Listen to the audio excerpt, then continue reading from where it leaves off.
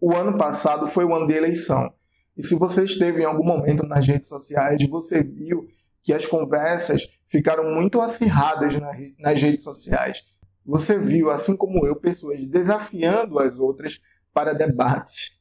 Pessoas no YouTube com canais grandes convidando outros para debater questões e conceitos políticos com o intuito de provar sua visão de mundo e a sua interpretação para aquele momento do Brasil e assim mostrar que determinado voto seria mais apropriado ou não para a situação do nosso país.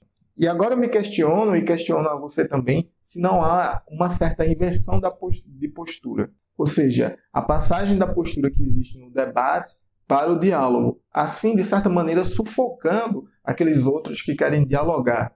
Mas para, de alguma maneira, continuar isso que eu estou falando, talvez seja mais importante diferenciar o que é debate, diferenciar o que é diálogo.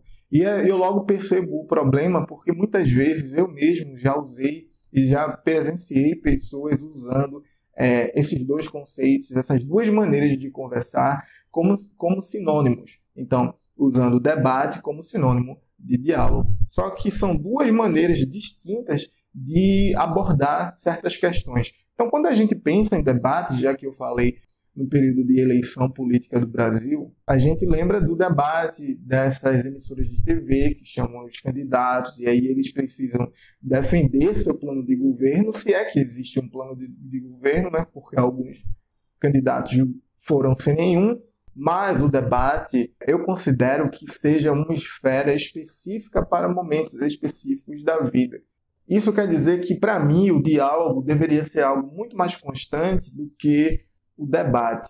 Porque no debate, a gente acaba assumindo uma postura beligerante. Isso quer dizer uma postura de uma certa tensão, de uma certa querela, de tentar provar a todo custo a nossa visão de mundo. E qualquer ataque a essa visão de mundo significa um ataque à nossa própria pessoa como indivíduos, como egos que estão dispostos nessa sociedade. Enquanto o diálogo é o inverso. O diálogo age na tentativa de construção do conhecimento. Ou seja, um diálogo com uma ou mais pessoas é interessante porque aquele tema que você se interessa, de alguma maneira, só vai se expandir. Então, a primeira diferença que acontece entre os dois, entre dialogar e debater, é uma diferença etimológica. Dialogar vem do grego, diálogos, e o prefixo dia significa algo que atravessa. E logos é uma palavra muito famosa na filosofia, que tem diferentes significados. Pode significar razão, linguagem, palavra. Porém, se a gente usar como razão ou ideia, diálogo é aquilo que atravessa as pessoas enquanto elas estão conversando. Ou seja, é o tema que perpassa a gente enquanto a gente conversa. E o debate, justamente de maneira oposta, é uma luta, é esse momento de tensão, de defesa. É como uma espécie de guerra no qual cada indivíduo, de maneira oposta, precisa defender aquilo a que ele se propõe. A primeira diferença etimológica eu já falei. Agora, quais são as outras diferenças? A diferença está na finalidade da coisa, na finalidade da conversa. O debate tem a finalidade de convencimento e de persuasão. Então, quando eu debato com alguém, eu quero defender e persuadir a pessoa. No debate, a gente precisa de interlocutores que estejam defendendo posições opostas. E no debate tem um vencedor, ou seja, ou a pessoa que defende aquilo que ela entende por A ganha, ou aquela pessoa que entende aquilo por B ganha. Precisa existir regras estabelecidas para o debate acontecer, tempo definido, etc. Precisa existir a presença de um mediador para coordenar esse debate, tornar o debate justo, a exposição das ideias justa. Precisa também que esses participantes do debate não estejam debatendo sem conhecer aquilo que elas debatem. Isso quer dizer que as pessoas que se propõem a debater precisam conhecer o tema, o tópico, o conceito, a ideia que eles se propõem a debater, porque então não faria sentido acontecer um debate sem a pessoa entender sobre o que está falando. Sentido nenhum. E aí é o problema de pessoas na internet convidando ou intimando as outras a debaterem ideias que talvez elas não conheçam tanto quanto acham. O debate, na sua estrutura, também precisa ter uma delimitação de tempo para acontecer e, dentro dessa delimitação de tempo, todos os participantes têm a mesma quantidade de tempo para poder expor as suas teses e os seus argumentos. Então, essa é a estrutura de um debate formal. Porém, nem todo debate que acontece é formal. Você pode debater com os seus conhecidos, com a sua família e etc. Mas aí está o problema para mim. Porque eu acho que quem faz isso deveria estar dialogando. E, ao dialogar, essa pessoa conseguiria, talvez, aprender mais. Então, quem debate quer convencer o outro. E quem dialoga quer construir conhecimento. Quando as pessoas se põem a dialogar com a postura de debater, o problema está posto. Como então eu vejo esse problema e como ele acontece? O debate já tem um pressuposto que é muito importante e que talvez sirva para fazer a diferenciação ainda mais da ideia de diálogo. No debate, quando as pessoas se propõem a debater, significa que elas já têm conhecimento sobre certa coisa. Ou seja, o indivíduo A conhece o que é uma bicicleta, por exemplo, e o indivíduo B conhece também o que é uma bicicleta.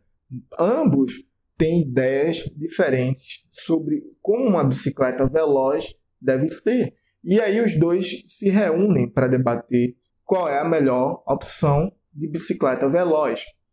Então, no momento do debate, não há nenhuma construção de ideia, porque não há nenhuma intenção de troca de conhecimento, nenhuma intenção de construção. O que há no debate é a tentativa do indivíduo A convencer o indivíduo B que a sua ideia sobre o que é uma bicicleta veloz é melhor. E vice-versa, o B quer convencer o A que sua ideia é melhor.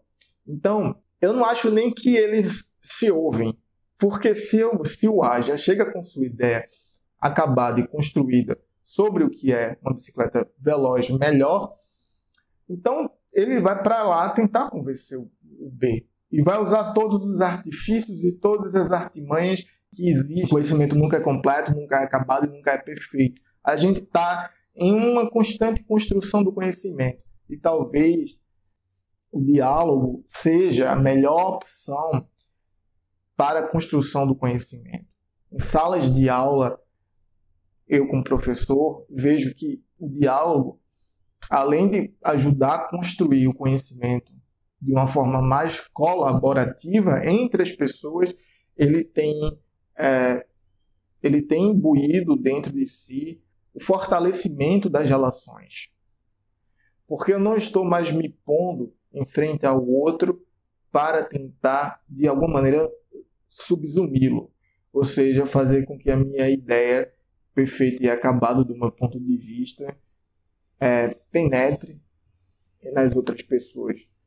No diálogo eu me ponho, assim como Sócrates, aberto para o conhecimento, aberto para aprender.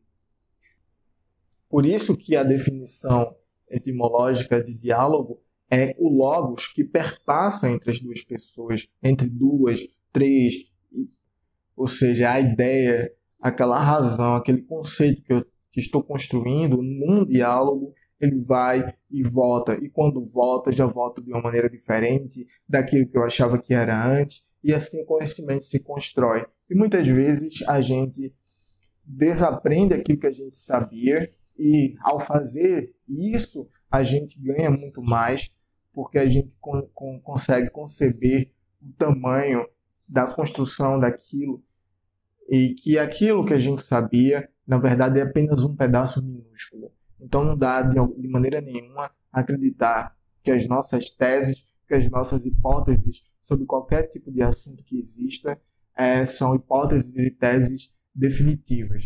Dialogar não significa a ausência de convicção, de maneira nenhuma. As pessoas que dialogam têm convicções, têm teses e têm hipóteses. Mas a diferença primordial é que de nenhuma maneira há tentativa de convencimento do outro, muito pelo contrário, há a abertura para o outro. E assim as pessoas usam as suas ideias, as suas convicções para construir o conhecimento que lhes interessa sobre aquele tópico. Ou seja, no diálogo há uma construção coletiva do conhecimento humano. E para você, o que seria mais amplo, o debate ou o diálogo? Escreve aí nos comentários e vamos conversar. Então, o diálogo se dá primeiro por uma posição de curiosidade. Curiosidade sobre os pressupostos, que são os motivos, as causas sobre a afirmação de alguém sobre certo tema ou sobre certo conceito. Dá-se também pela posição horizontal que as pessoas assumem no momento do diálogo. Isso quer dizer que assumir uma posição hierárquica no diálogo talvez seja prejudicial.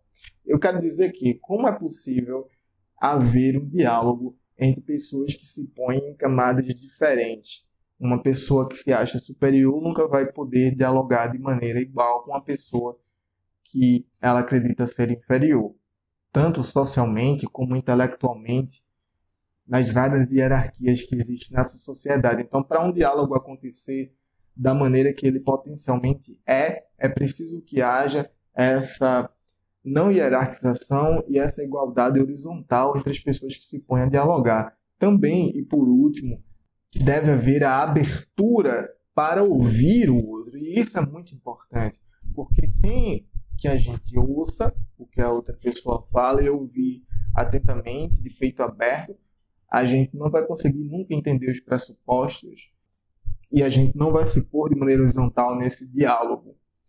Então, a minha compreensão nesse exato momento é que o que acontece, o que vem acontecendo hoje, e para isso é uma afirmação apenas de percepção e ela pode estar errada, é que na internet a gente assume mais a postura de debate ao invés da postura de diálogo. E aí as pessoas se convidam para debater temas que não conhecem ou que, se conhecem esse tema, conhecem de maneira parcial, de maneira mutilada. Existem os espaços para debate e debates são interessantes, sim, em alguns momentos específicos que a nossa sociedade precisa. Porém, no dia a dia, a gente precisa construir o diálogo, a gente precisa trazer mais pessoas para esse nível de conversa, para que a gente possa construir e evoluir nós mesmos como seres humanos e a nossa sociedade. Eu não falo do Brasil por completo. Claro, esse é o objetivo, mas primeiro vamos dialogar com nossos amigos, vamos dialogar com nossa família, aí dialogar com as pessoas do bairro, com as pessoas do condomínio. Porque se a gente ouvir, assim como Sócrates ouvia, com disposição para aprender, isso é importante, e de assim construir o conhecimento, talvez a gente consiga chegar em um lugar melhor. Então, criar vídeos para a internet tem essa questão, porque nesse momento eu estou aqui falando para a câmera e aparentemente eu estou numa espécie de monólogo. Mas o que eu queria que acontecesse fosse um diálogo, porque um diálogo é muito mais vivo que um monólogo. Um diálogo eu não sei para onde vai, porque cada pessoa que dialoga comigo põe para mim questões diferentes e interpretações diferentes sobre coisas que eu achava que era de certa maneira. Seria muito bom se a gente usasse os espaços das redes sociais para dialogar e não para tentar persuadir o outro de que a gente está certo. Então, escreve aqui no comentário as suas ideias sobre esse tema. Se você entende isso de maneira diferente, escreve aí. E se você gostou de alguma maneira desse vídeo, se inscreve no canal. E se você quer saber os temas e os tópicos que eu vou postar aqui nesse canal do YouTube, me segue no Instagram também, porque lá talvez a gente consiga conversar de maneira mais direta sobre os temas que a gente se interessar por aí. Então, até mais.